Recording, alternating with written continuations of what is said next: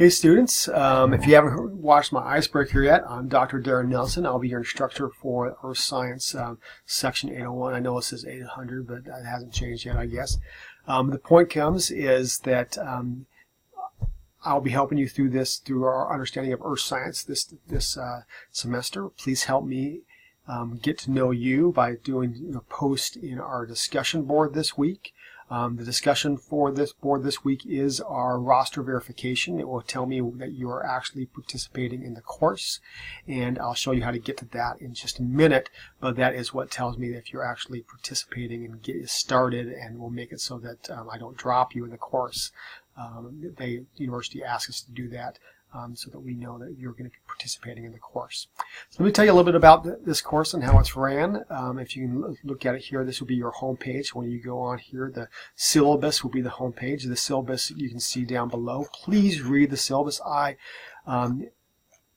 recommend that you read at least the policies and how the class works. I expect you to do that. I expect you to understand how the policies of the class works and everything like that, so that you be prepared for the class and how it runs. 20% of the work is what we call our reading quizzes from SmartWorks, and I'll show you that in a second. Then the online activities is also from SmartWorks. And that's 20% of that. We do have online discussions that are due every week. That's 10% of your grade for most of the weeks. There's a couple times we don't have them, but then we have exams for about 50%. So that's really some of where your grades are coming from. So when you get started on the course, there's a couple things. First of all, I ask you to read through the syllabus as always.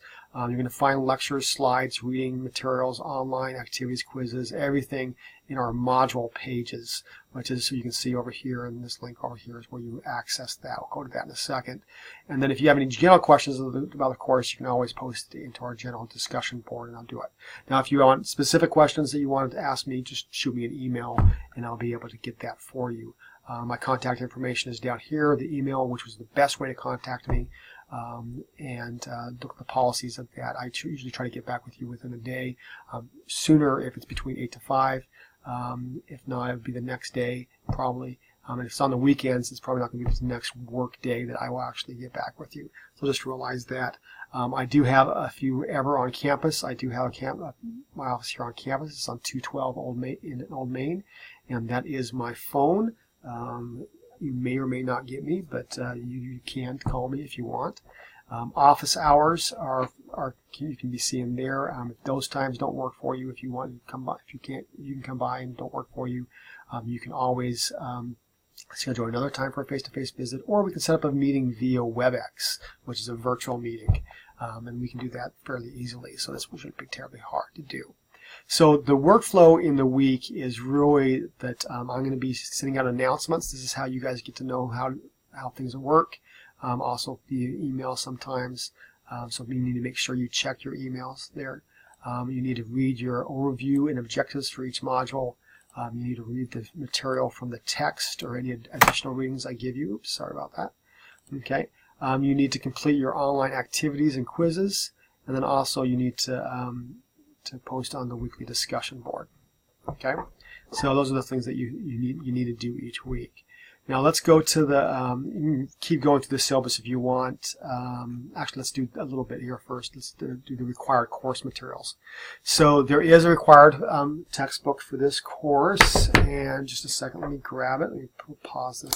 Okay, so I'm back. So this is our required text. It's called Earth Science. This is actually a different instructor's book, but it looks very similar to this. If you want to get a hardbound copy of this, well, not hardbound, but a hard copy of this, you can go to the bookstore and purchase from the bookstore. When you do buy it from the bookstore, you will buy the text, and if you're going to get a hardbound, and it will come with access code, and have a little card in it, and that card will actually give you access to SmartWorks, which is where we'll do all of our online activities and quizzes, and it will give you access to the ebook automatically. So if you get the hardbound, you'll get all three. You'll get the e-text, the access code, and that. It will all come bundled together. Okay, So, however, that is the most expensive route to go. I actually encourage you not to do that route. Just I want to save you some money. The cheaper way to go is just to buy the access code, and the access code is going to be these little cards that you buy at the bookstore. Sometimes you have to actually go to the front desk to ask for them because people have actually stolen them before. So you have to go to the front desk sometimes and just ask for the SmartWork 5 access code for that. And those are relatively cheaper. You can get them for, I think, $85 or something like that. If you do it that route, that would give you the e-text and the access there. Now, the cheapest way to go is to actually go and purchase it directly from Norton, which is the publisher. And you can do that right here. And then that, I think it's $75, if I remember right, if you go that route. So it's the cheapest way to go. Now, it's hard to do that with financial aid. If you don't do that, it doesn't work as well with financial aid. But that's the cheapest way to go. Now, I do give you temporary access for the first 5 chapters, a little bit for the textbook, and also can give you temporary access to the SmartWorks access for your quizzes and stuff like that. If you're trying to work out your financial aid or something like that, you can get temporary access for that for the first 20 days of the class. After that, you have to have a textbook. There is a hard deadline on there of the first 20 days. After that, you need first 21 days, sorry. After that, it is required. You have to have that to be able to finish your homework. So make sure that you get those. Student outcomes, learning stuff, things that I want to just quickly go over is your student instructor expectations. I already talked to you a little bit about my email communication policy. I treat this as if you're an employer. I'm your employer, you're my employees. We should treat each other with respect. It should be a work environment. This is really what, if you take on a class, this is your job. And I work from 8 to 5 on nights and weekends. I do have life outside of this, which obviously you do too. So I won't respond as well during those time frames as I might during the work week. So just realize that. Now, things that you should expect that I have your stuff grading done in a timely manner, that I should have all the discussions up there, that you should have the videos and things like that, your lecture videos all promptly posted and there for you, right? Now, things that I should expect back from you is that I expect that you read my announcements. This is how I communicate with you, your emails if I go through that route. I expect you to actually watch the lecture slides and the videos. If you don't, notoriously people who do not watch those will do bad in the class. It's just how it is. There are quiz questions and exam questions that are just straight from the video slides and that you'll never get from the text. And so people tend to not want to do that. Those lecture slides are really to replace our face-to-face classes that you would have if this was a face-to-face class, and it's important that you actually do that. Now, as all university classes, for every 1 to 2 hours inside the class, if we had actual class time, you should be spending anywhere from 3 to 6 hours you should spend 1 to 2 hours outside of class.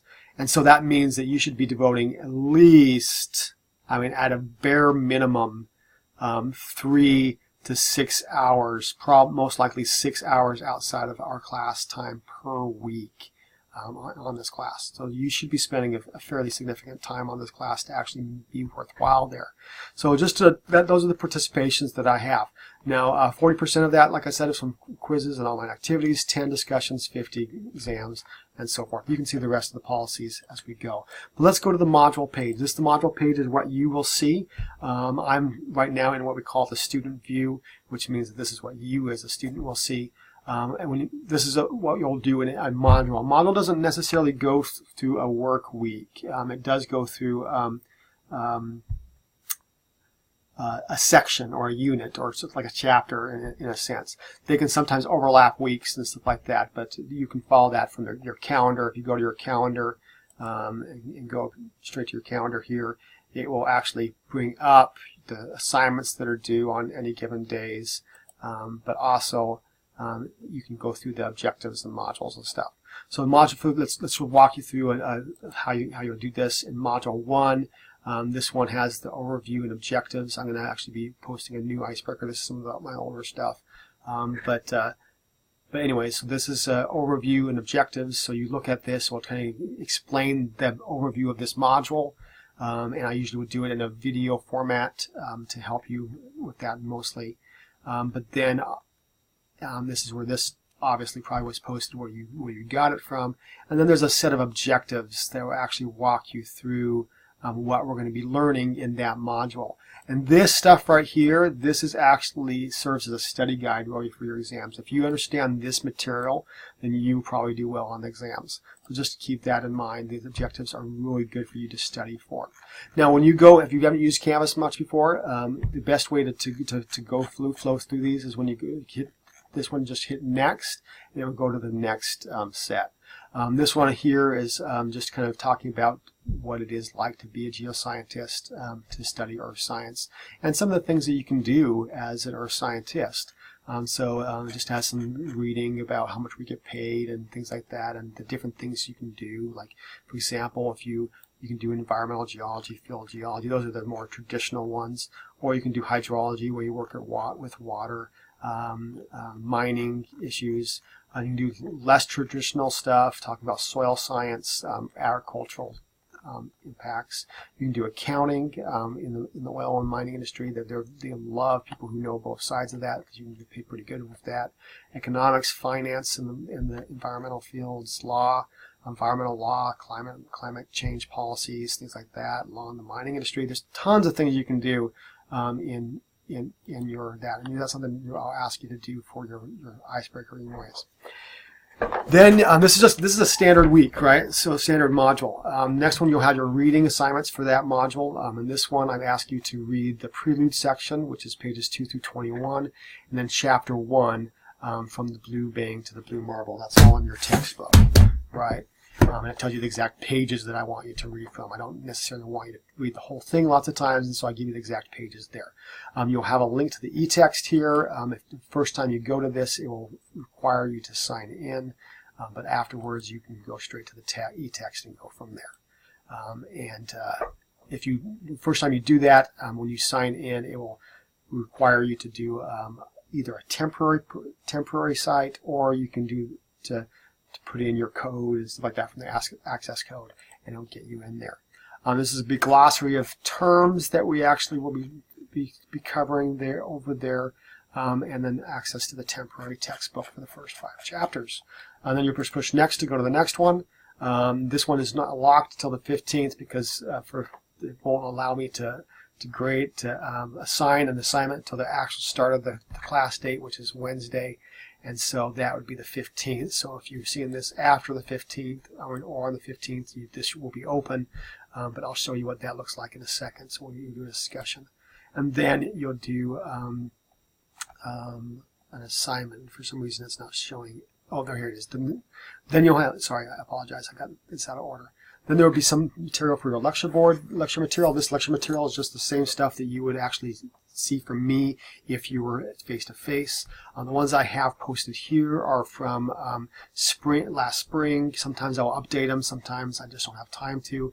But they'll still cover the same material that I did last spring. So it should be pretty easy.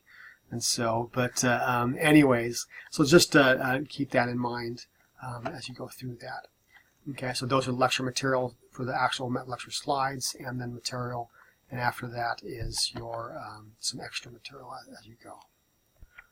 Okay, sorry about that. I just had to pause for a second. So these are my lecture slides. You can go through that. There's additional videos as well in there.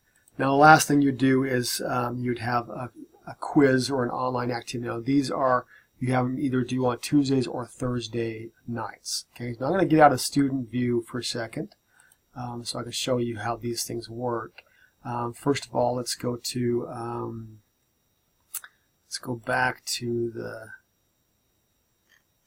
discussion page.